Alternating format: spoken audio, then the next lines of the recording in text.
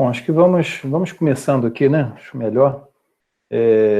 Queria, antes de mais nada, agradecer a presença de todos vocês.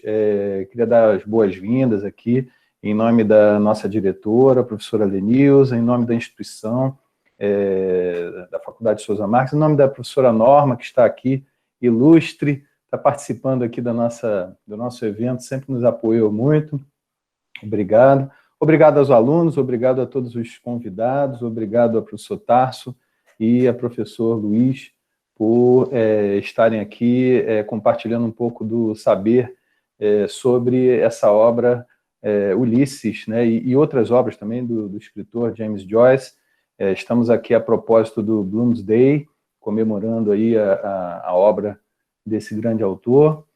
Eu queria, antes de mais nada, enfim, dar as boas-vindas a vocês.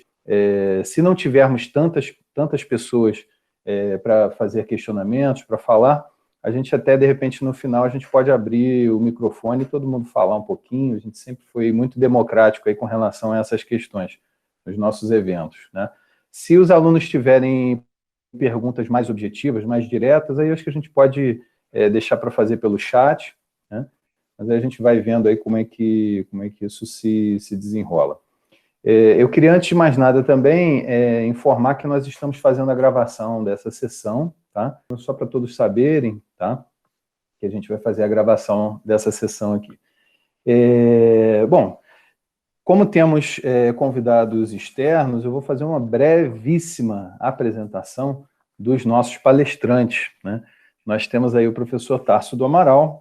Ele tem mestrado e doutorado, mestrado em 2011, doutorado em 2015, pela UERJ.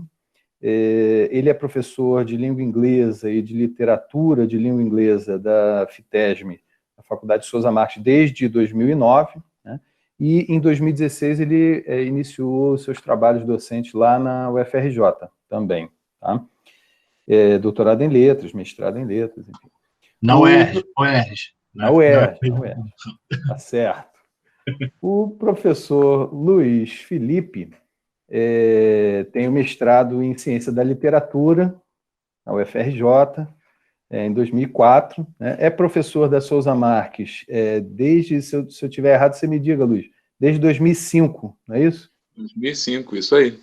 Ok. Professor de Teoria da Literatura, Literatura Brasileira, Cultura Brasileira, Formação do Leitor. Ele já deu aula de muita coisa aqui, né, na Souza Marques.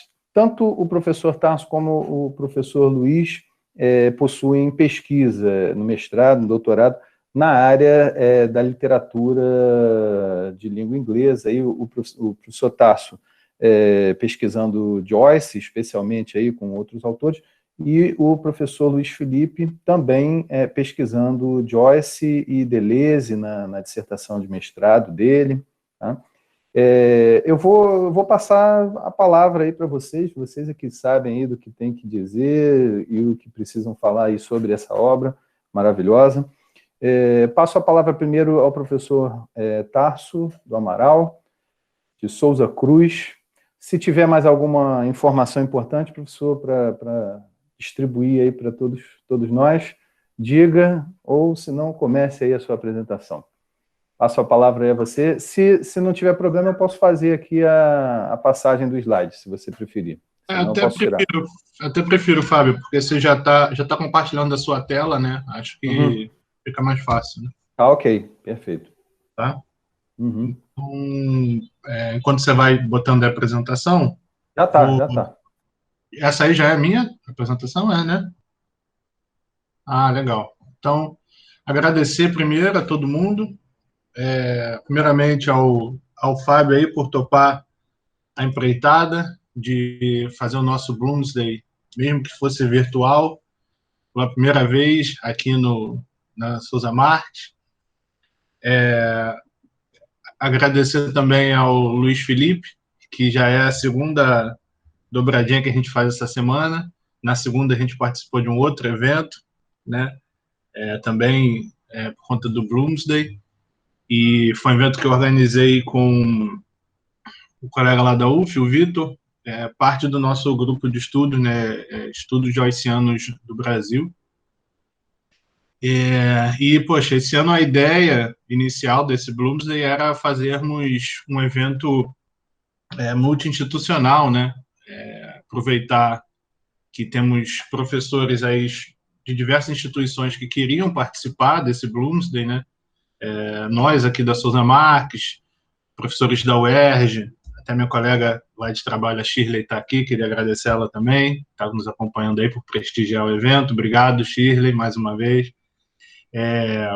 A Elisa lá da Rural, o Vitor da UF, a Michela da UFRJ. Então, assim, a ideia era fazer esse evento multi-institucional, mas, enfim, a gente sabe que a gente está vivendo uma época bem longe da normalidade, né? Então, mas de toda forma, eu bati um pouco o pé no sentido de querer fazer, né? Não deixar também passar em branco. E aí eu conversei com o Luiz Felipe, ele topou, e falei com o Fábio também, e aí a gente conseguiu botar o evento para acontecer. Então, eu queria agradecer a todo mundo, ao Fábio, ao Felipe, ao Luiz Felipe, né, por ter topado, ao pessoal do EAD, as instâncias superiores da instituição também, que possibilitaram a gente estar aqui hoje, todo mundo reunido, para falar de Joyce, mais uma vez. Isso, por si só, para mim, já é uma beleza. Estarmos falando de Joyce já está valendo, né? E como esse é o nosso primeiro Bloomsday aqui da Souza Marques, e pode ter gente que nunca nem tenha ouvido falar sobre isso, na minha apresentação, eu pensei em fazer uma breve introdução ao que seria isso, ao Joyce e tal, às obras e ao próprio Bloomsday, né? E vou começar nesse sentido. Primeiro, o Fábio já botou a imagem dele aí, né? Joyce é um autor irlandês, né? Ele nasce em 1882 e morre em 1941. A título de curiosidade, os mesmos anos em que nasce e morre a Virginia Woolf também, né? Uma outra modernista de língua inglesa que compartilha algumas das ideias dele também. E na minha apresentação, Fábio, eu botei um mapa aí, na sequência, se você puder passar. Então, aí está porque a gente às vezes fala autor irlandês, não fica muito claro, né? Vai clicando aí, Fábio, por favor, que vai aparecer, né? A gente tem aí o mapa mundi, aí a Europa. Aqui do lado esquerdo você tem aqui o Reino Unido, né? United Kingdom, Ireland, ainda mais à esquerda, esse país em verde. E clica novamente, Fábio, por favor. A Irlanda aqui em marrom, né? E mais uma vez, Fábio, por favor. Novamente. Aqui Dublin, que é onde Joyce nasce. E se não toda a obra dele, mas grande parte do que ele escreve, grande parte, tipo quase 100% do que ele escreve, se passa em Dublin, sobre Dublin, sobre personagens de Dublin. E ele nasce nessa cidade, mas ele não morre em Dublin, né? Apesar de escrever só sobre a cidade, sobre personagens da cidade. Ele nasce lá em 1882, mas em 1904 ele sai para não voltar de forma permanente, né? Ele faz mais 3 visitas, mas muito pontuais, mas ele, desde que ele sai em 1904, ele passa a viver fora da Irlanda, e ele tem essa relação de amor e ódio com a cidade, com o país como um todo, que ele não quer voltar para lá de jeito nenhum, ele se autoexila, né? Mas ele só escreve sobre a cidade, só fala não, mas as suas obras só tratam de personagens, questões e situações da Irlanda e mais particularmente de Dublin. E Fábio, clica por favor no próximo para ver o que novamente, por favor. Então, você pode clicar aí, Fábio, mais 3 vezes, vão aparecer as 4 obras mais conhecidas do Joyce, né? São 4 obras em prosa. A primeira aí é o Dubliners, Dublinenses, né? É uma coletânea de contos, é a primeira obra que ele lança, em 1914. Na sequência, ele lança um romance de formação, de forte cunho autobiográfico, A Portrait of the Artist as a Young Man, né, o retrato do artista quando jovem, que ele vai criar esse personagem, né, o Stephen Dedalus, que é um alter ego dele, e a gente vai acompanhar aí o processo de formação do Stephen desde que ele é criança até ele se tornar um artista. A terceira obra em prosa dele é o Ulisses, que é tido por muitos como a obra principal dele, né? E, na verdade, é considerado como uma das principais obras literárias do século XX. Muita gente considera como o principal romance do século XX. Mas a gente vai falar mais do Ulisses um pouquinho mais à frente. E a última obra dele é o Finnegan's Wake, que, apesar de estar escrito em prosa, é uma prosa bastante incomum, né? Para dizer o mínimo. E não dá nem para considerar isso exatamente como um romance em moldes tradicionais. Enfim, essas são as 4 principais obras dele. Ele não escreveu só essas 4, ele escreveu poesia, peça de teatro, ensaios, diversas outras coisas, mas ele é conhecido mais por essas 4 obras, né? Por favor, Fábio. E a obra mais conhecida dele é o Ulisses, né? Na verdade, estamos aqui hoje por conta dessa obra, né? E essa obra ela tem 3 personagens principais. Um é o próprio Stephen Dedalus, né? Esse alter ego do Joyce, que ele cria na obra anterior, mas que aparece aí também nessa. Ele é um dos personagens principais. Essa obra tem 3 personagens principais. Um é o Stephen Dedalus, que é esse alter ego do Joyce. O outro é o Leopold Bloom, que é o personagem principal. E a outra personagem principal é a Molly Bloom, a esposa do Leopold, né? Muito basicamente falando, do que trata Ulisses? Trata de um dia na vida do Leopold Bloom, né? A gente acompanha o Leopold Bloom desde 8 horas da manhã até a hora que ele vai dormir, já na madrugada, nas primeiras horas do dia seguinte. E não é só isso, a obra, né, tem mais do que isso, mas, como eu falei, muito basicamente falando, é disso que trata Ulisses. E esse dia em que se passa a ação é exatamente o dia 16 de junho, né, que foi ontem, né?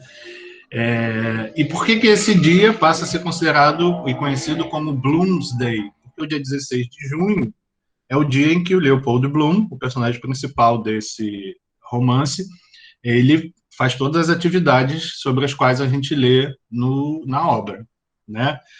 E o Joyce escolhe esse dia para botar a ação do Ulisses, porque foi nesse dia que ele teve o primeiro encontro amoroso com aquela que viria a ser a esposa dele, a Nora Barnacle. Esse dia foi em 16 de junho de 1904, tá? E é exatamente nesse dia que se passa toda a ação do Ulisses, toda não, porque no final a gente tem as primeiras horas do dia 17, né? Mas grande parte da obra se passa em 16 de junho. E aí o que acontece? Assim que a obra é lançada, Fábio, clica, por favor. Essa obra ela é recebida com muita... ela é muito louvada pela crítica, né? E 2 anos após ela ter sido lançada, já se tem notícia de um Bloomsday acontecendo, né? Essa celebração do dia do Leopold Bloom, né? Bloomsday. Essa primeira celebração, entre aspas, esse primeiro Bloomsday, se dá em Paris, em 1924, né? Ou seja, 2 anos depois que o Ulisses foi lançado, e ela se dá de uma forma bastante tímida ainda, né? O Joyce tinha feito uma operação no olho, ele tem problemas de vista, a vida adulta dele toda é problemática, ele opera as vistas diversas vezes, ele morre já quase cego, e em 1924 ele tinha feito uma dessas operações. Enquanto ele estava no hospital, um grupo de conhecidos foi lá e levou flores para ele, né? Flores das cores azul e branca, que são as mesmas cores que estão na capa do livro, e que são as mesmas cores da bandeira da Grécia, né? A gente vai falar disso um pouquinho mais à frente. E nesse momento as pessoas falam, a gente está aqui para comemorar o Bloomsday, né? O dia do Bloom. E desse momento em diante passa-se a celebrar isso ao redor do mundo, né? Claro que não começou no mundo todo, começou ali, essa clínica onde ele estava internado foi em Paris, né? Mas já nos anos seguintes já começa a ter em outras cidades, na Irlanda e por aí vai. Aqui no Brasil, a primeira comemoração do Bloomsday se deu em 1988, tá? Lá em São Paulo. Quem organizou o primeiro Bloomsday foi o poeta Haroldo de Campos, juntamente com a professora Munira, lá da USP, que até hoje organiza eventos vinculados ao Bloomsday. O Haroldo de Campos, ele organizou ele participou, né, dos Bloomsday até ele falecer, mas hoje em dia, e aqui eu trouxe uma breve amostra, né, a gente tem Bloomsday em diversas partes do mundo, né, diversas cidades. Nessas imagens que vocês estão vendo aqui à esquerda, que tem umas pessoas fantasiadas, e abaixo também, né, são eventos que acontecem em Dublin, né, que é praticamente um feriado nacional, as pessoas se fantasiam, vão para as ruas, tem diversas atividades. E aqui eu botei na tela também alguns eventos aqui no Brasil mesmo, né? Aqui no alto à direita a gente tem Bloomsday na USP, né? Bloomsday em Rio, que é isso que nós estamos fazendo agora, é parte do Bloomsday em Rio, né? Aqui abaixo do Bloomsday em Rio a gente tem o Bloomsday em Bahia. Ontem mesmo eu estava assistindo palestras das comemorações lá na Bahia. Aqui embaixo é uma peça que eu assisti ano passado lá em Florianópolis, dentro do contexto do Bloomsday. Enfim, tem em muitas cidades, em muitos lugares no mundo, e a minha ideia era que a gente fizesse participasse, né, disso também aqui no Rio, como eu disse, primeiro fazendo esse evento multi-institucional. Não seria a primeira vez que isso aconteceria, claro que não, mas eu queria que nós pudéssemos participar. E, Fábio, clica aí, por favor. Tá. Esse aí foi o que nós participamos, que eu comentei, eu e o Luiz Felipe, né, na segunda-feira, que foi organizado por mim e pelo professor Vitor Alevato, lá da UF, né? Mas, mais uma vez, Fábio, por favor. E aí a gente chega ao nosso primeiro Bloomsday, né, aqui na Souza Marte. E como eu disse, é uma alegria poder, finalmente, fazermos esse Bloomsday. Não foi exatamente do jeito que a gente esperava, mas atualmente nada está sendo exatamente como a gente esperava, né? Fábio, clica aí, por favor, mais uma vez. E aí vamos tratar, basicamente, de questões vinculadas ao Ulisses, essa obra, porque quando falamos de Bloomsday, falamos de Joyce, mas o foco tende a ser sempre essa obra, esse romance dele, o Ulisses, né? Só mais um dado, né? Por que o nome dessa obra é Ulisses?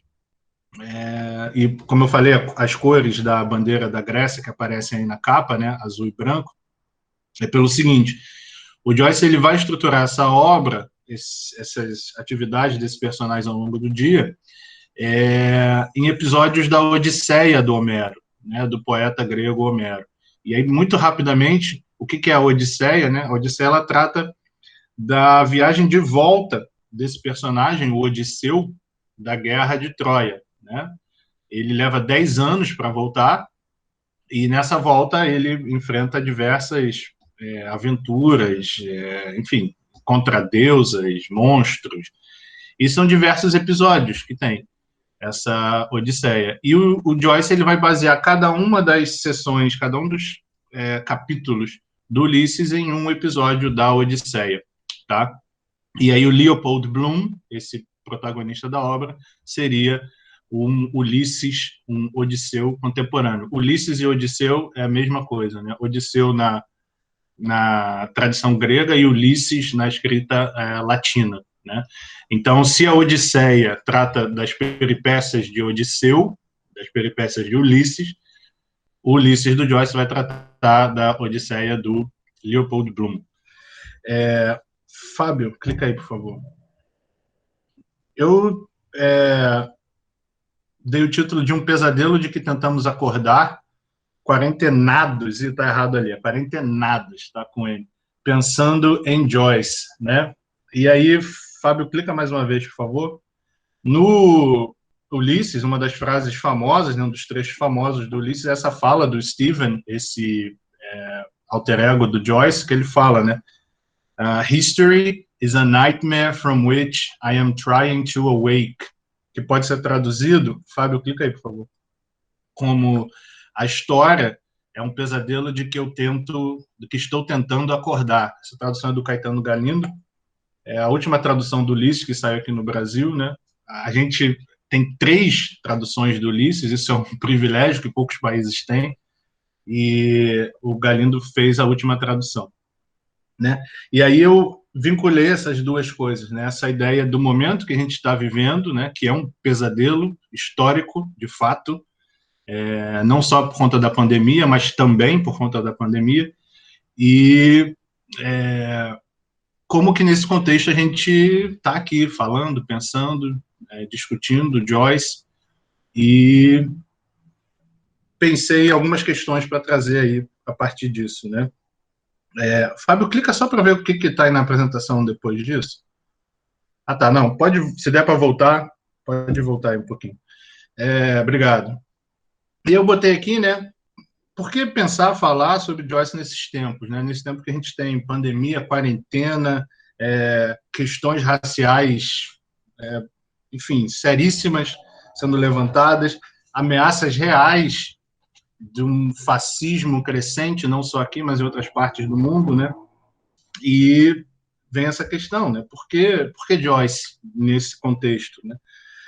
O primeiro, até conversando com a Thelma, eu falei, né? Por que não, né? Também, né? Por quê e por que não?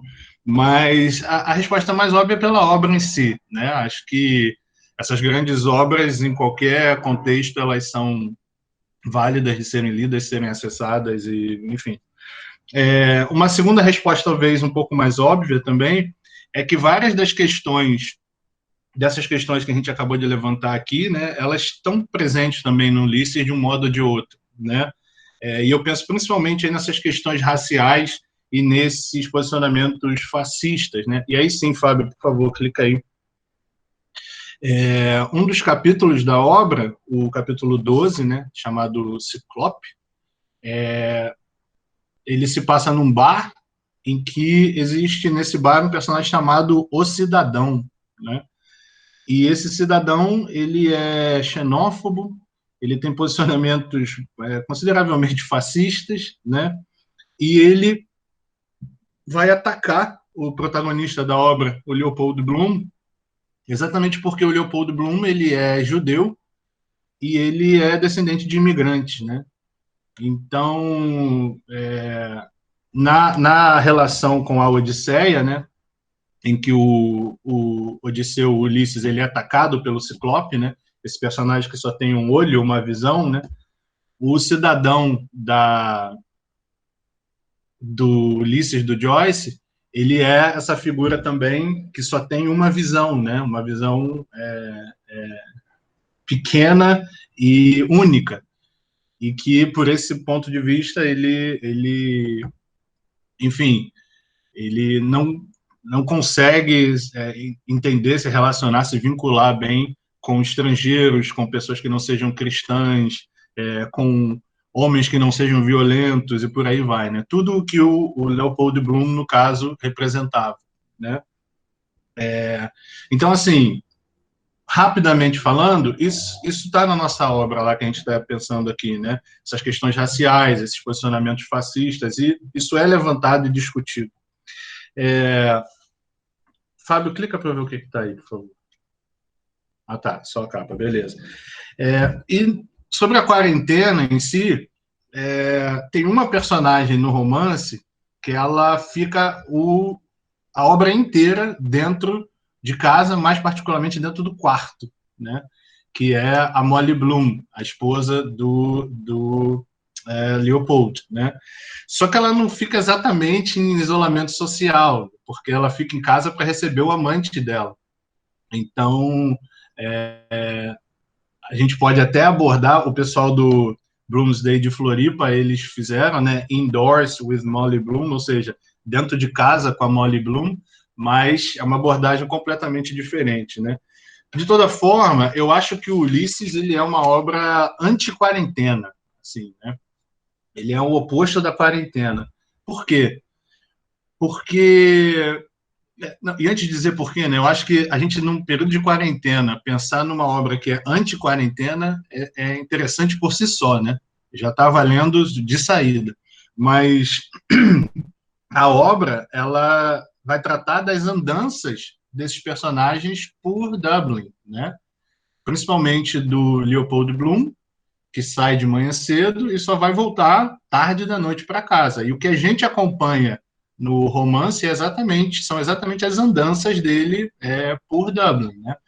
Então, ele não fica quarentenado, ele só começa a obra dentro de casa e só vai voltar para dentro de casa no final, já tarde da noite, mas, enfim, e o Steven também, que é outro personagem, ele fica andando o tempo todo, né?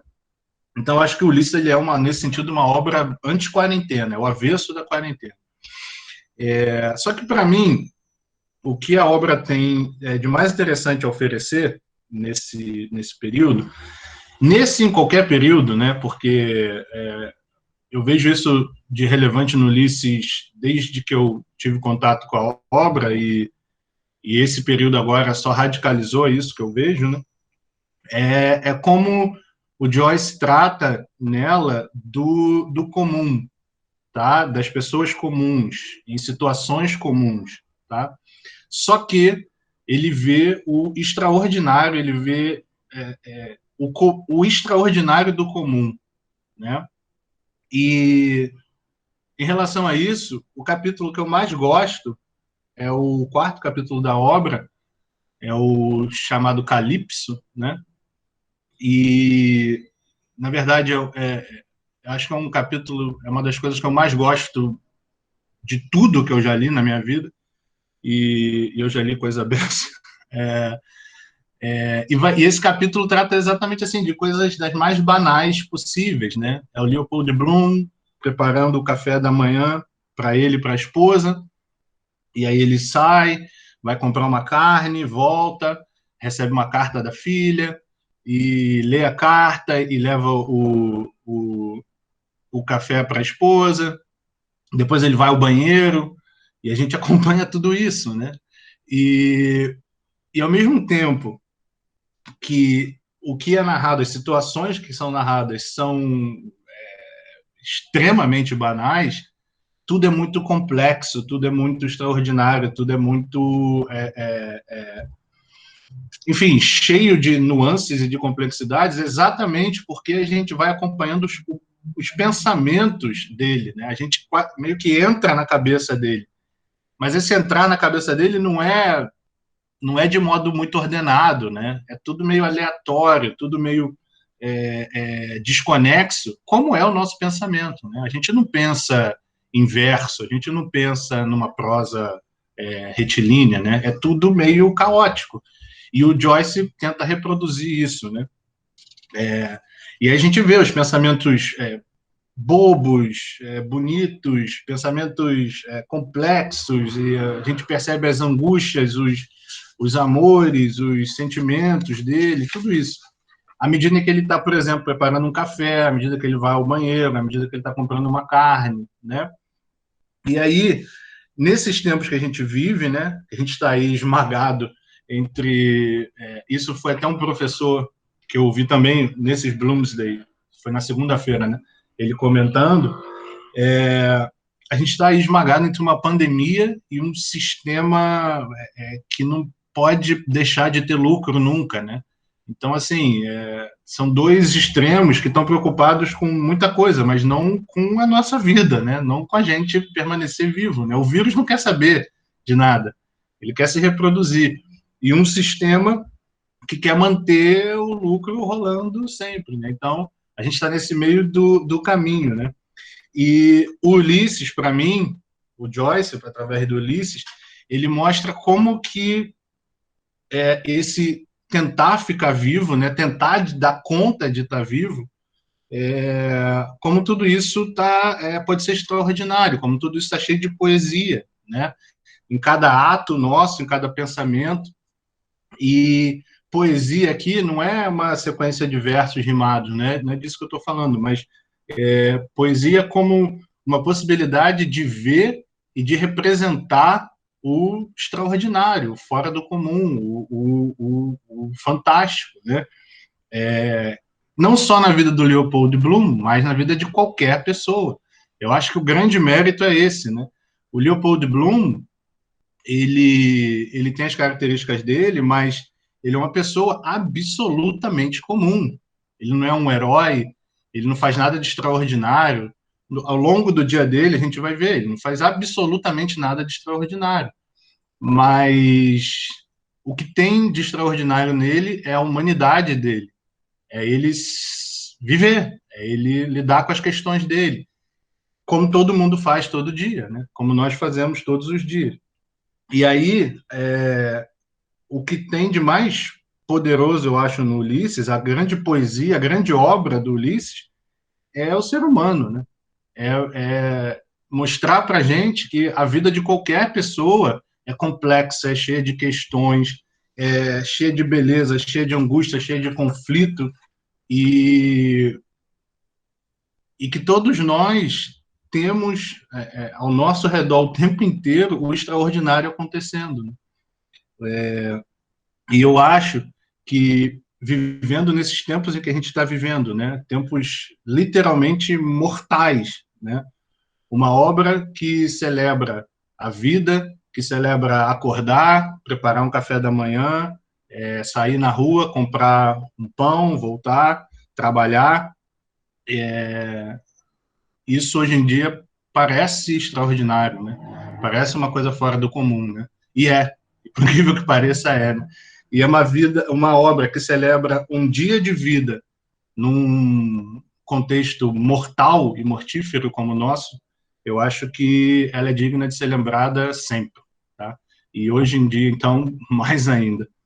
Então, por isso, mais uma vez, que eu acho que é uma grande alegria poder estar aqui no Bloomsday, primeiro Bloomsday da Souza Marques.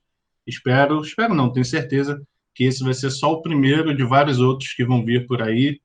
E é sempre uma alegria falar de Joyce, de Ulisses, falar de nós. Porque quando eu falo de Joyce, falo de Ulisses, eu estou falando para mim, eu estou falando de todo mundo. E é isso. Obrigado pela paciência e por terem me ouvido aí.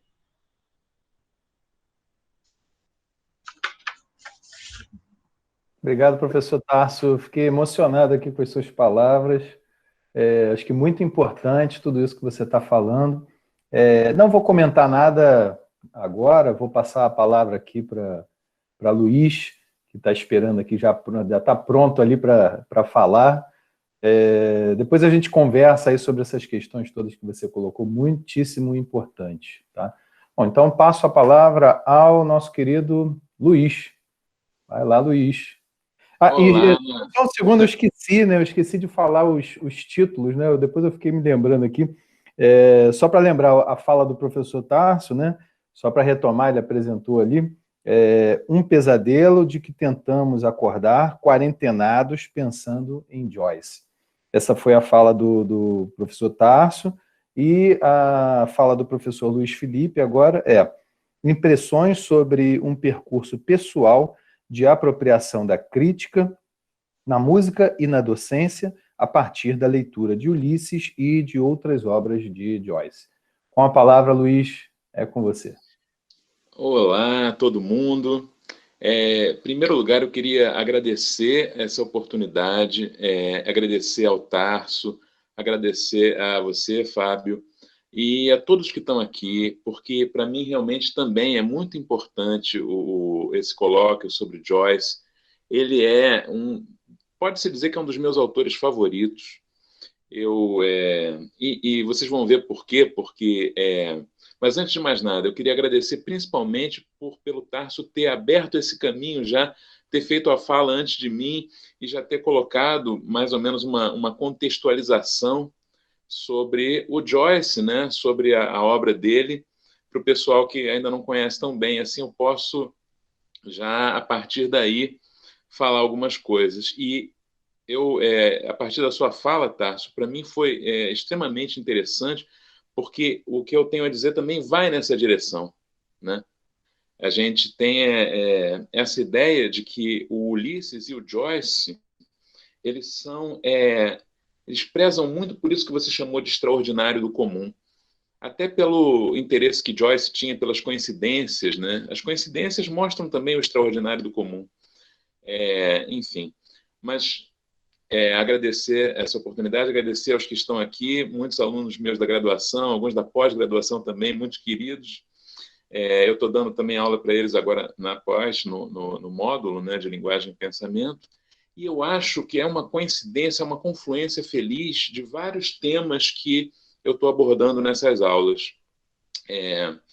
Enfim, mas o meu relato pessoal, então, eu estou aqui com o meu exemplar, como eu estava também no dia 15, né? O meu Ulisses de cabeceira não é o original, é a tradução do Antônio Weiss, e na verdade, esse livro chegou até mim num processo que é justamente esse, de apropriação da crítica e da criação.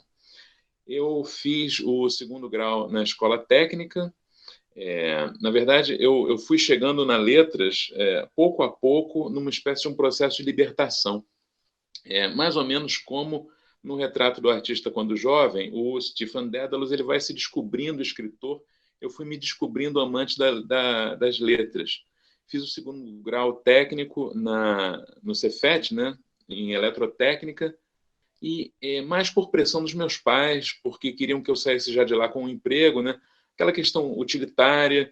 Eu cresci na Tijuca, que é um bairro, assim, eu considero meio conservador, é a minha Irlanda pessoal que trouxe certas questões das quais eu precisei me libertar, esse conservadorismo, principalmente.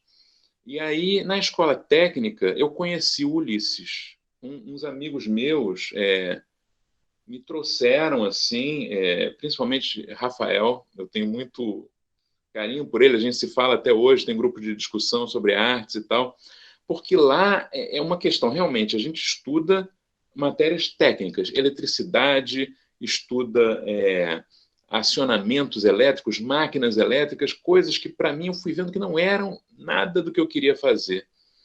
E aí, ali no meio, naquelas aulas, a gente ficava lá no fundo da sala e ficava lendo Ulisses, lendo autores que justamente eram meio explosivos em relação à forma, né? A gente olhava o penúltimo capítulo e o último capítulo do Ulisses e pensava que coisa incrível isso.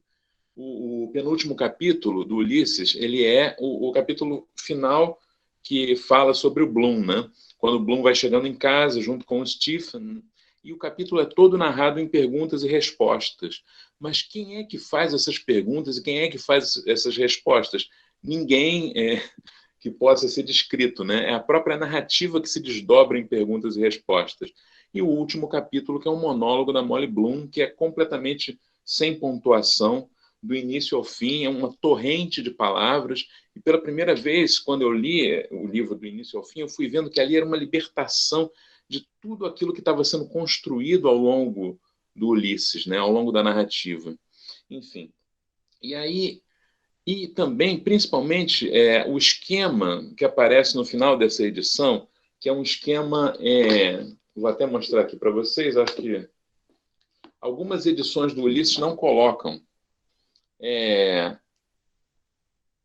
Você tem... É como se fosse uma tabela de coisas que ele vai usando para construir cada capítulo. Então, cada capítulo tem uma cena, uma hora, um órgão, uma arte, uma cor, um símbolo e uma técnica. Eu ficava olhando para isso e pensando, esse livro tem uma ambição de falar sobre tudo, de todas as maneiras, a partir de um dia comum, de uma pessoa comum. E aí eu pensei, e esses meus amigos também pensaram, eu posso ser um objeto de um romance. E eu posso escrever também esse romance. Ou seja, de uma certa forma, o Joyce ele escreveu para a gente. Ele estava permitindo, mostrando para a gente como Prometeu entregou o fogo aos gregos, né? A mágica, né?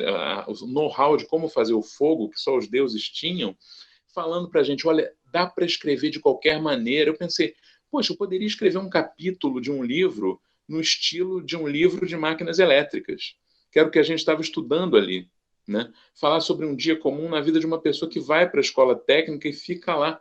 E aí é que está. Isso, para a gente, foi uma certa libertação, porque a gente tinha algo a contrapor a esse modelo que para a gente era opressor. Para outros alunos, não, porque eles estavam lá realmente felizes com o curso, queriam ser engenheiros, queriam trabalhar com eletrotécnica e tal. Para esses, não. Mas mais ou menos metade da turma não queria isso. Eles queriam, não sabia se o que, mas aquilo não.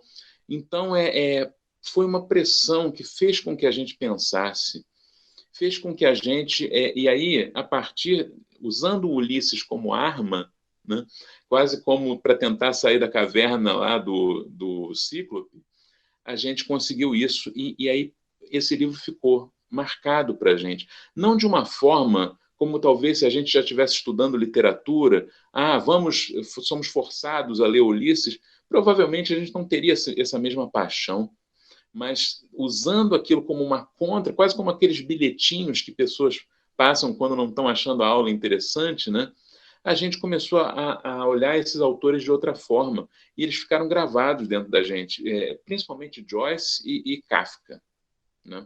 E aí, nesse sentido que eu quero falar, a ideia de fazer essa fala veio daí, da apropriação, como a gente pode se apropriar de algo e fazê-lo nosso, quase como o processo lá que o Oswald de Andrade chama de antropofagia, né? Você passar a incorporar aquilo como algo para você, e você só pode fazer isso se aquilo entra em acordo com o teu desejo. Enfim, aí essa questão da criação artística. Depois eu fui começar a produzir música e outras coisas a partir desse estímulo. E o Ulisses continuou me acompanhando. Eu fui descobrindo coisas que só eu, depois que eu fui lendo comentários de outras pessoas, eu peguei no próprio livro alguns temas, alguns assuntos que só eu realmente tinha desenvolvido. Isso criou uma relação também pessoal com o livro. Eu vou, como eu fiz na fala do dia 15, eu vou mostrar para vocês um exemplo que para mim é muito querido, que é no capítulo, porque tem as várias artes, né? E aí, numa dessas artes é a música. A música no capítulo sobre as sereias, né? E aí ele vai falar, o Bloom tá... Esse capítulo, a técnica que ele diz que usa é a fuga. A fuga é um tipo de música que ele consiste de várias vozes musicais, várias melodias sendo tocadas ao mesmo tempo.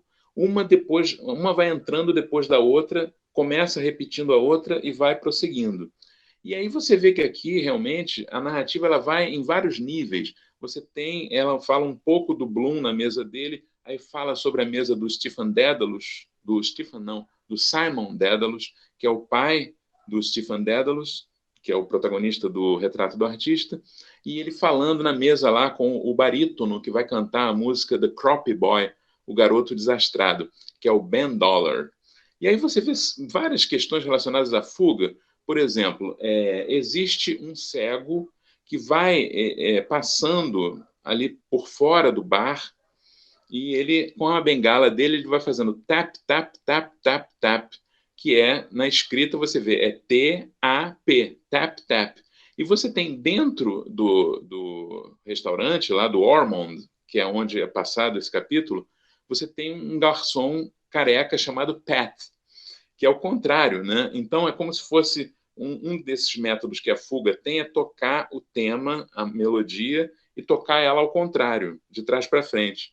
Da mesma maneira você vê essa questão do pat e do tap, E você vê também vários pontos em que há uma recapitulação do que é dito, também ao contrário, os elementos voltam do final para o início. Mas isso é algo que as pessoas conhecem. O que eu queria salientar é um trecho que tem a ver com a minha experiência como músico, que deixa eu ver aqui. O Leopold Bloom, ele está escrevendo uma carta para a amante dele. Quer dizer, uma amante. É uma mulher com quem ele se corresponde sem a mole saber. E aí ele está na mesa, e aí chega o Rich Golding, que, se não me engano, é primo da Molly Bloom. É uma pessoa que ele conhece. E ele não quer dizer o que ele está fazendo, não quer que a pessoa saiba. E aí, enquanto o Bloom escreve a carta, ele vai falando como se para despistar essa pessoa que está ouvindo. E aí, ele fala assim: Bloom murmurou melhores referências, mas Henry escreveu: isso me encantará. Agora você sabe. Agora você sabe. Repara, então Henry era o pseudônimo que ele usava para falar, para escrever para essa mulher.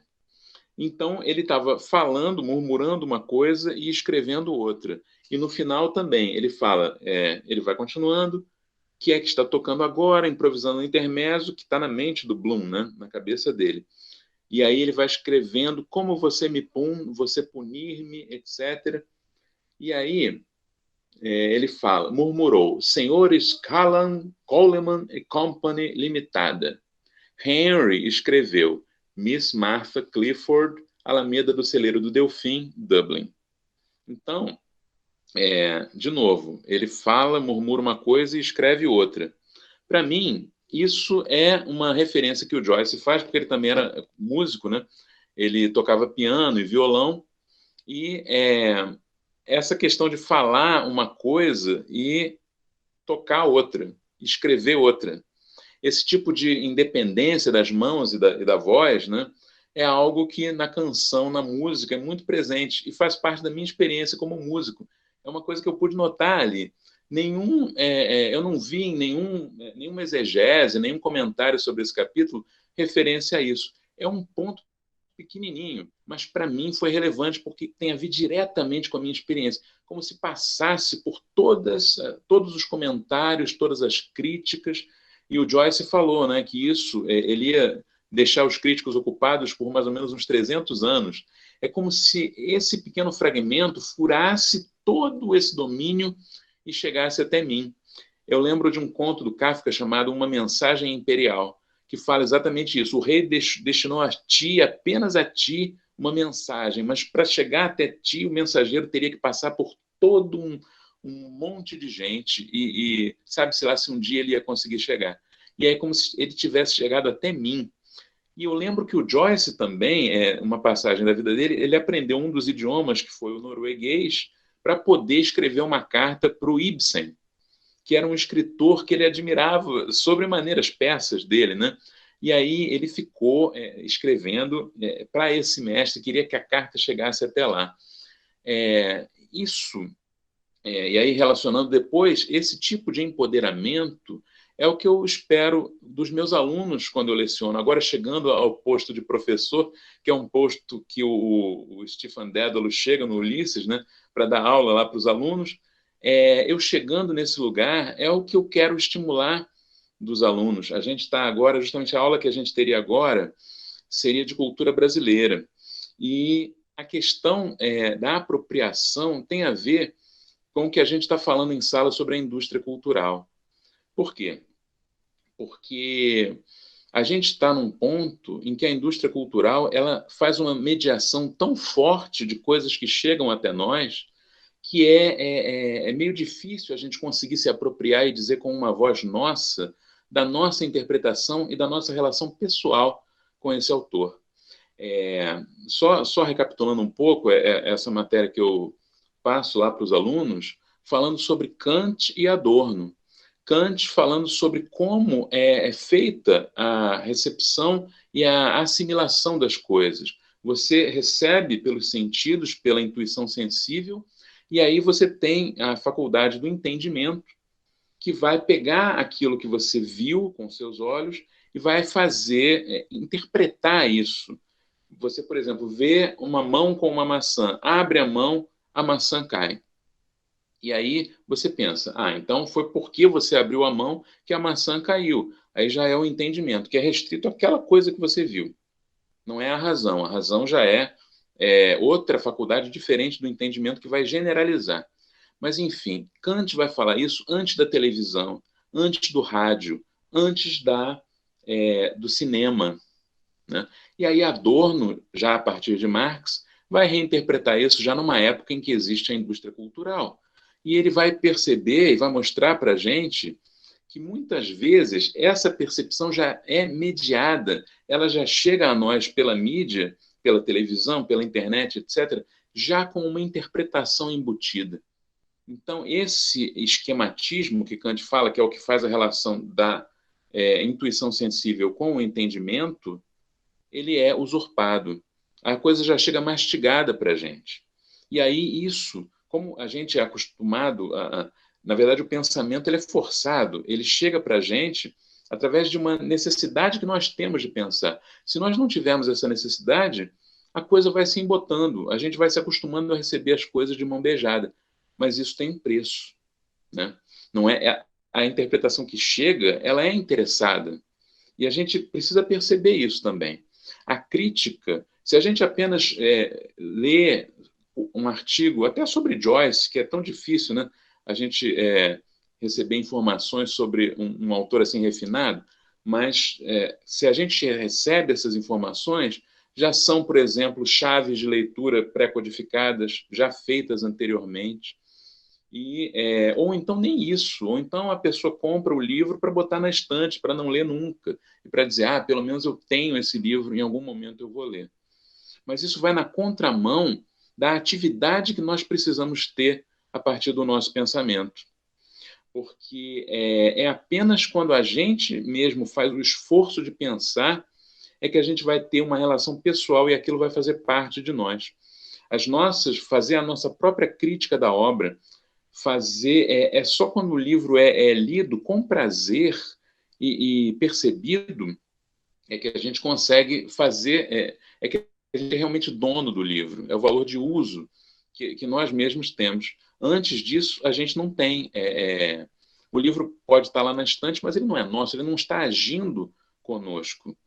E uma questão importante também aqui, que na outra palestra eu não falei, é a de um outro autor, que é o Jacques Rancière, que é um autor mais contemporâneo, já é do século XX, e ele vai falar da partilha do sensível. E vai falar sobre o tipo de romance moderno que Joyce, por exemplo, escreve, que vai trazer essa ambição de que Tarso falou, falar do cotidiano. Por quê? Ele vai fazer uma relação com o que havia antes do romantismo, né?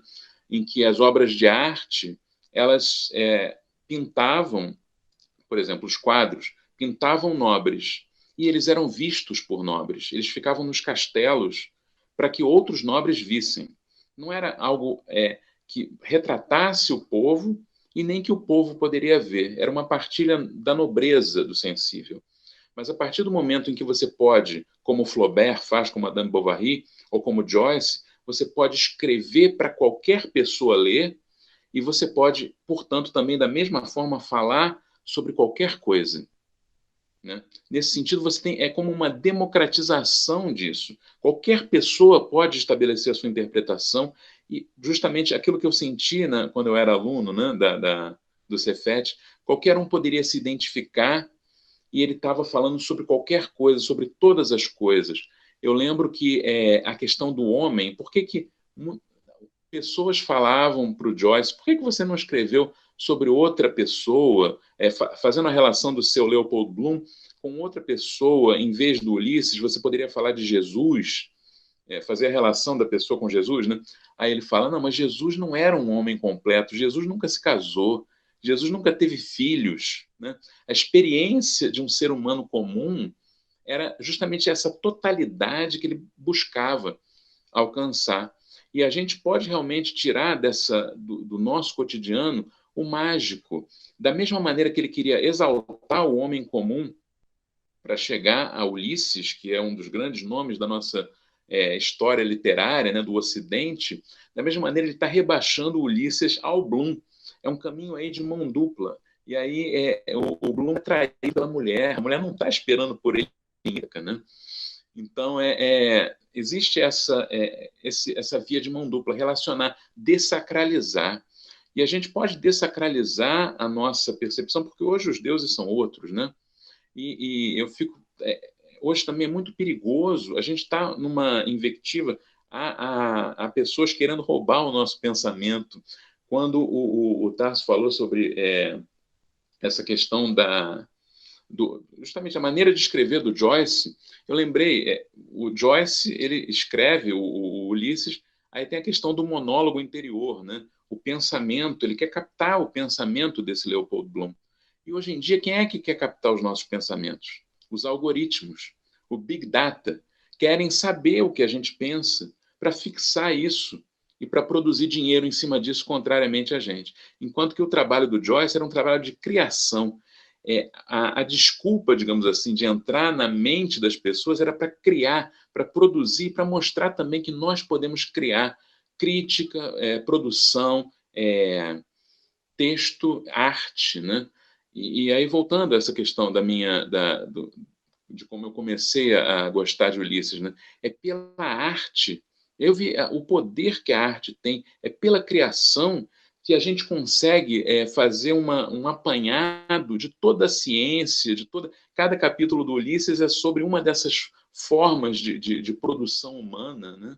E como a arte ela consegue potencializar isso. Ela consegue fazer, é como uma enciclopédia do comum, a partir justamente desse processo poderoso que é a criação. E que mais que eu ia falar? Tem outras questões, mas principalmente isso.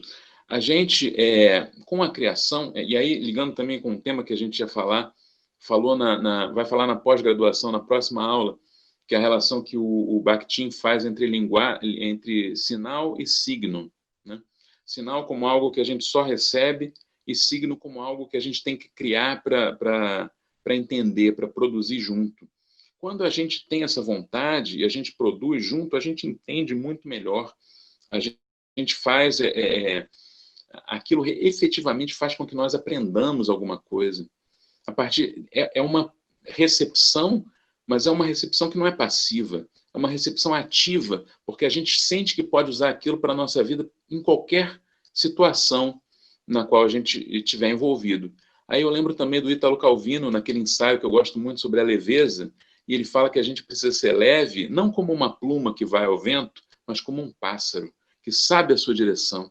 E não está simplesmente, a gente agora, nos tempos da pandemia, a gente não está simplesmente, não deve querer simplesmente ir embora do mundo, querer se afastar das coisas como elas estão, por mais pesadas que elas estejam, mas talvez pela arte, pela criação, a gente possa transmutar essas coisas, né? Fazer o uso, como o Calvino fala, né? Pegar um espelho e voltar ele de volta para a Medusa, o espelho do escudo de Perseu, para que ela olhe o seu próprio pesadume e enrijeça como pedra, né? A gente usar a vida e tentar transfigurá-la através da criação, através da arte. É um processo que eu acho que o Ulisses nos ensina muito bem. Aparentemente é um livro complicado, mas ele parte dessa noção que é bem simples e desacralizadora. Joyce, um irlandês que era às vezes visto por outras pessoas, por outros autores, como como é que o sujeito pode escrever sobre o cara indo ao banheiro? Né? Tem uma parte que fala sobre um remédio que eles usavam na época, o Wonder Worker, que era uma espécie de um supositório rígido para você, para soltar os gases, né? E ele fala sobre essas coisas assim, mas justamente para mostrar, olha, a literatura não é sagrada, você pode pegar e escrever qualquer coisa, e aí formar, se há pessoas que leiam, formar uma cumplicidade com elas que pode ser capturada pela mídia, mas pode também não ser. A gente está com meios para isso, a gente agora está fazendo essa palestra aqui, está fazendo essa fala, pessoas que a gente conhece, que a gente tem apreço, estão ouvindo, estão se potencializando com isso também. Era mais isso que eu queria falar. Essa era a questão. Tá bom, é uma pena, Luiz. A gente queria ficar mais aqui. Eu estou recebendo mensagens aqui, todo mundo está querendo Eu não continuar. estou vendo o chat, eu vou olhar daqui a pouco. Na verdade não tem perguntas, né? Está todo mundo aqui. Eu acho que todos nós aqui estamos muito felizes, muito contentes. Digo especialmente por mim, porque, bom, só vou falar um pouquinho, não vou tomar o espaço de ninguém, não, porque o espaço aqui é de Tarso e de Luiz. Agora, só um comentário e aí vou abrir para todo mundo perguntar, se alguém quiser colocar alguma coisa. Fiquei muito feliz aí com a tua fala, né? Você fala sobre arte, mas você fala de filosofia aí também. Você começou falando do pensamento como uma necessidade, como uma questão, né, de todos nós, seres humanos, né? E aí você cita Kant, fala da questão aí ratifica aí a apropriação que o Tasso faz aí do extraordinário, da obra e tal, e fala da apropriação, fala da questão hermenêutica. Isso para mim é um tema muito caro, muito interessante, e pela primeira vez eu entendi qual é a relação da aplicação hermenêutica com o esquematismo de Kant. Depois a gente vai ter uma conversa, aí você vai me explicar bem como é que funciona essa coisa aí do Kant. Eu sei que você é um leitor de Kant, né?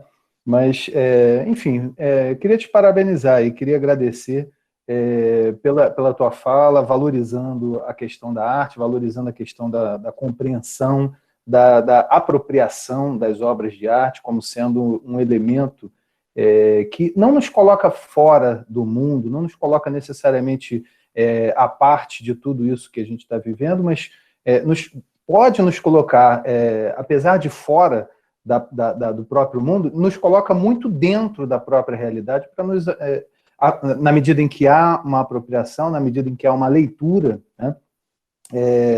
O Heidegger fala muito da questão da apropriação como um acontecimento, o Paul Ricoeur também fala da questão da aplicação, a apropriação hermenêutica como uma reelaboração do que está no mundo, passa para a obra literária e depois é apropriado pelos leitores, né? Enfim, te agradeço muito aí pela tua fala, foi sensacional. Acho que todos estão... Já tem 21 mensagens ali, não consegui nem ver. Vou ver daqui a pouco aqui quando parar de falar. Brilhante, brilhante. Show de bola. Enfim, não sei se a gente... Acho que a gente tem um tempinho aqui. Se alguém quiser colocar alguma pergunta ou quiser aproveitar para falar alguma questão sobre tudo isso que a gente falou ou que se relacione com tudo isso, deixo aberto aí para quem quiser falar alguma coisa. Posso falar? Manda abraço. Tarso, que lindo, que exposição maravilhosa, é uma aprendizagem. É o livro dos prazeres ou o livro da aprendizagem da Clarice Lispector, aí corre lá para o Flaubert, que é a educação sentimental, e corre para o retrato do artista quando homem, e voa para o retrato do artista quando cão, e vem para o Perto do Coração Selvagem, e aí vocês fazem um emaranhado muito louco de intertextualidades e diálogos incríveis que a gente vai operando, mesmo que de forma muito confusa, né? Esses chamamentos, né, de outras leituras. E, assim, interessante que hoje, com a turma do colégio Souza Marques, de literatura do terceiro ano do ensino médio, o nosso assunto era Clarice Lispector, né? E o crítico Álvaro Lins fez uma comparação entre o Perto do Coração Selvagem, que ela publicou com 19 anos, né? Ganhou prêmio Graça Aranha de literatura, muito jovem, muito gênia, muito precoce. E depois uma outra comparação com Joyce. Primeiro, o que o Perto do Coração Selvagem é uma frase do Retrato do Artista, do Joyce, mas ela diz, por que vocês me comparam com Joyce se eu nem conhecia a obra dele? O fato é que o Lúcio Cardoso, né, o autor da Crônica da Casa Assassinada, que era muito amigo da Clarice, e sugeriu esse título para ela, né? E outra coisa que me pegou e que deixou a turma assim impactada mesmo, assim, absolutamente enojada, e quando eu li um fragmento do Paixão Segundo o GH, que é o episódio da barata no quarto da empregada, e ali a fala dela é exatamente o ínfimo do ínfimo do ínfimo, é você chegar a um esgotamento tal, de um esvaziamento tal da tua natureza humana, e especialmente esse esvaziamento da tua racionalidade, que é você se desafiar a experimentar o que é impensável, que é provar uma barata, né? Então ela diz, então eu estou conseguindo desheroicizar, eu estou conseguindo desmistificar, desmitificar, dessacralizar e chegar ao mínimo do mínimo do mínimo, a ponto de... E isso tudo vai no monólogo interior, de fato, né? Tem os traços de Virginia Woolf no trabalho dela, tem os traços do James Joyce, particularmente pela fragmentação, por esses diálogos. Então, coincidentemente, hoje nós acabamos falando, eu até falei que eu ia assistir essa palestra dos meus amigos agora à noite, estava ansiosa por isso, então aqui vai um beijinho do meu mini Joyce para vocês, tá? Eu só queria fazer esse comentário e dizer que eu saio daqui absolutamente diferente da maneira como eu entrei, amei ouvir vocês, muito obrigada por me proporcionar esse momento maravilhoso. Era isso que eu queria falar. Beijo grande para vocês. Obrigado, Tereza, obrigado. A Clarice, ela fala isso, né, que ela nem conhecia a obra do Joyce, mas, ao mesmo tempo, essas ideias, elas passam a circular, né, você tendo lido ou não, e ele não foi o único, você citou também a Virginia Woolf, isso passa a fazer parte, né, e se você está antenado, e a Clarice era bastante antenada, né, isso vai, né? E ela faz no jeito dela, né? É o monólogo interior, é tudo dela, né? Então, mas ela é genial também, ela é genial. E obrigado, Tereza.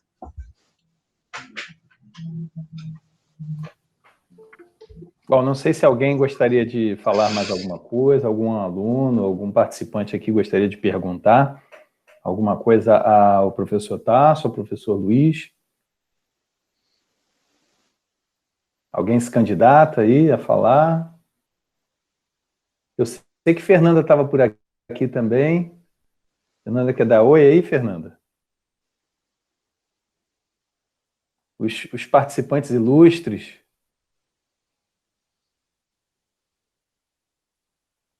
Perguntar aqui, a Fernando Farias perguntou, Joyce teria escrito Ulisses se não tivesse deixado Dublin? Quer tentar, Luiz? Olha, eu acho que não. Aliás, eu estava pensando justamente nisso. Ele escreve Ulisses de fora, né?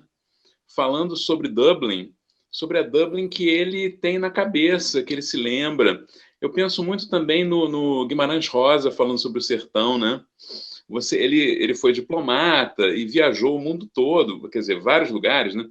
E aí sempre falando sobre o sertão, quase sempre. E o Joyce falando sobre Dublin, a relação da pessoa com essa cidade, né, que ele tenta reconstruir. Realmente, ele precisava, eu acho que há sempre uma tentativa de libertação no Joyce. Se a gente vê o retrato do artista, eu acho que mostra isso de uma forma bem clara, né? Ele vai, o retrato termina com ele indo embora, né? Com o Stephen saindo lá da Irlanda para tentar a vida em Paris. E depois no Ulisses a gente vê que ele voltou para a morte da mãe, né? Aí tem toda aquela questão, né? Ele ainda está preso de certa forma, como o voo do Ícaro que vai, mas acaba voltando, né? Acaba caindo de volta.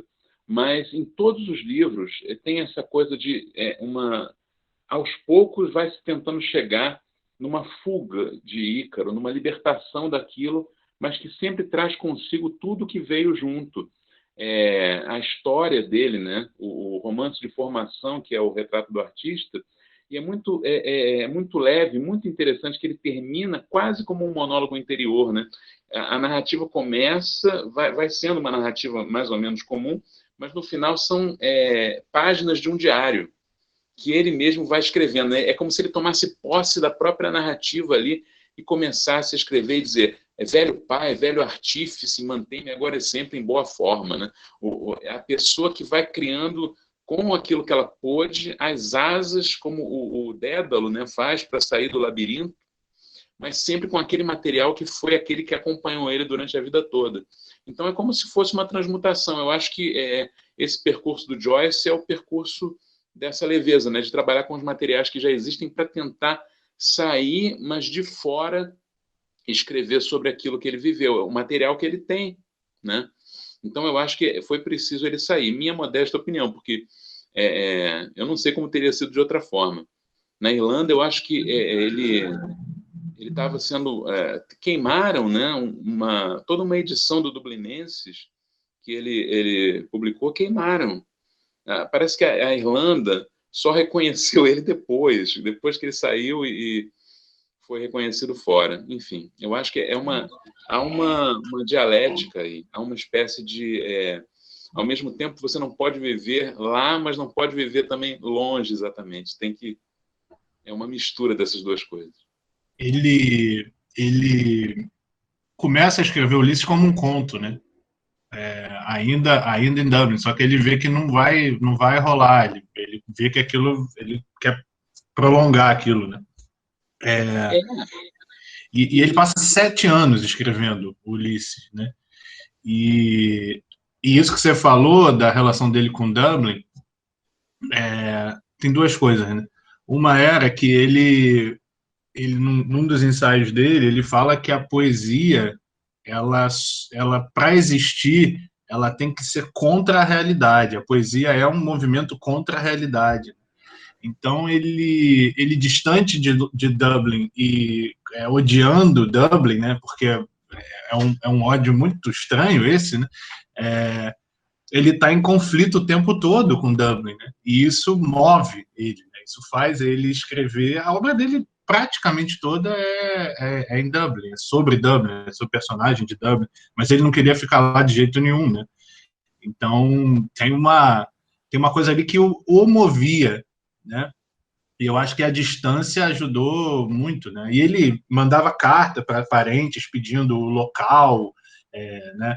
Onde é que ficava tal casa, se a casa estava vazia, se a casa estava cheia, não sei o que e tal. E eu acho que, assim, a distância ajudou muito ele a fazer isso. Só para fechar uma ideia, né? Que ele falava, né? Que se Dublin fosse destruída, se pegasse o livro dele, dava para reconstruir, né, a partir do que ele escreveu. Tão detalhado era o cuidado que ele queria ter ao retratar essa cidade. Mas de longe, né, não lá. Ele num dado momento, um pouco antes de fazer 20 anos, ele não aguenta mais. Ele fala, eu tenho que sair daqui, porque aqui não consigo ficar. Mas é essa cidade que faz ele escrever tudo que ele escreve, né? Então é um paradoxo interessante aí na carreira dele. Exatamente. E obrigado pela pergunta aí. Tarso e Luiz, aí tem uma pergunta aí da Loren também. Uma característica dos gênios melancólicos é a tentativa de construção de uma obra colossal que abarque tudo. Vide Walter Benjamin, Montaigne, Robert Burton, etc. Mas, em geral, tais figuras compilam uma torrente de conhecimento.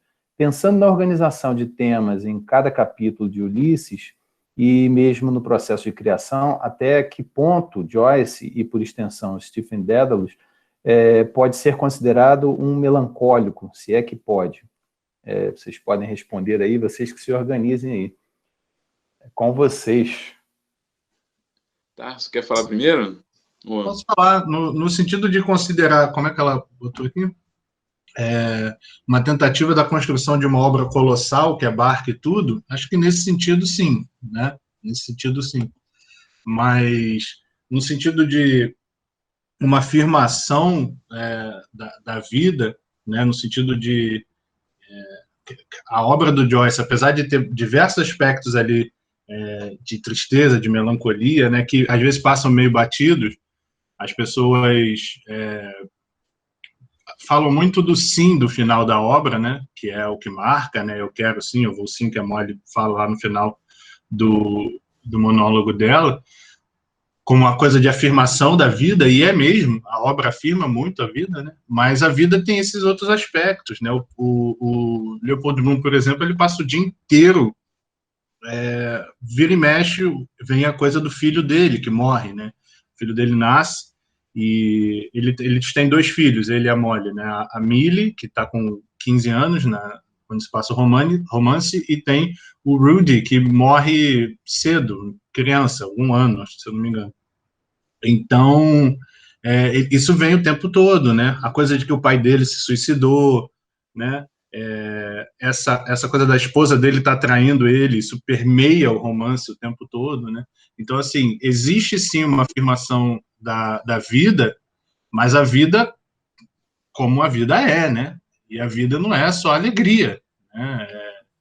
Então, assim, eu acho que nesse sentido tem um quê de melancólico também, mas mais pela questão de tentar abarcar tudo, com certeza. O Joyce, ele era obcecado, isso é mesmo, assim, ele tinha obsessão de tentar escrever sobre tudo, né, nas 2 últimas obras dele, principalmente, né? O Finnegan's Wake, então, que é o seguinte, é como a ideia dele a impressão que a gente tem é que a ideia, esse livro aqui é para falar de tudo e todos, de todas as eras, em qualquer lugar, em qualquer momento. Então, nesse sentido, sim. Não sei se o Luiz quer falar alguma coisa a mais. Eu acho que eu concordo com o Tarso. Eu acho que é principalmente uma atividade ali de tentar falar sobre tudo, realmente, sobre tudo que acontece. Eu só queria salientar uma coisa que agora, vocês falando, que eu me toquei. Que não só a obra do Joyce, ela segue esse padrão, né, de chegar, de ir seguindo do início da vida até o final da vida e uma espécie de libertação da morte em cada obra, como o Dublinenses, como eu tinha falado na outra fala, dos personagens, os protagonistas dos contos dos Dublinenses vão crescendo em idade, né? No início é uma criança, depois um jovem, depois um adulto e tal, e o último conto, Os Mortos, é como se os protagonistas fossem os próprios mortos. Depois o Ulisses também vai desenvolvendo também na forma essa coisa do caos, até chegar no caos mais completo, assim, no exterior, que é o último capítulo, e o Finnegan's Wake também, né? No final, com a Ana Lívia lá, seria muito interessante, mas demoraria muito falar sobre o que é o Finnegan's Wake, sobre os personagens, o enredo, o desenredo e tal, mas é bem caótico e como se fosse a noite, o sonho, mas há um vigor ali também. Não é uma coisa tão melancólica como eu diria que é o Thomas Mann, por exemplo, e outros falando sobre, tentando fazer um repositório de todo o velho mundo e tentando organizar aquilo como um trabalho, eu diria um trabalho de luto, né? Mas não, no Joyce eu não acho. E eu acho que isso foi o que me veio agora, que a própria trajetória dessas obras do Joyce mostram isso, né? Formalmente mesmo e também no conteúdo, desde o Retrato do Artista, passando pelo Ulisses e o Finnegan's Wake, é um contínuo meio que de formação para a última pulverização da temática, da forma, né? E a própria vida do Joyce foi levando isso. Eu saliento também que o Joyce parece que viveu até terminar o Finnegan's Wake. E 2 anos depois que ele terminou, ele morreu. Né? Ele parece que terminou em 39 e morreu em 41. Exatamente. E fica 17 anos escrevendo o Finnegan's Wake. 17 anos, cara. E não é uma escrita contínua, né? Ele volta para certas partes, melhora, e depois volta. E 17 anos, parece que ele chamava de o monstro, né? The Monster. Até que aquilo foi que parece que manteve ele vivo.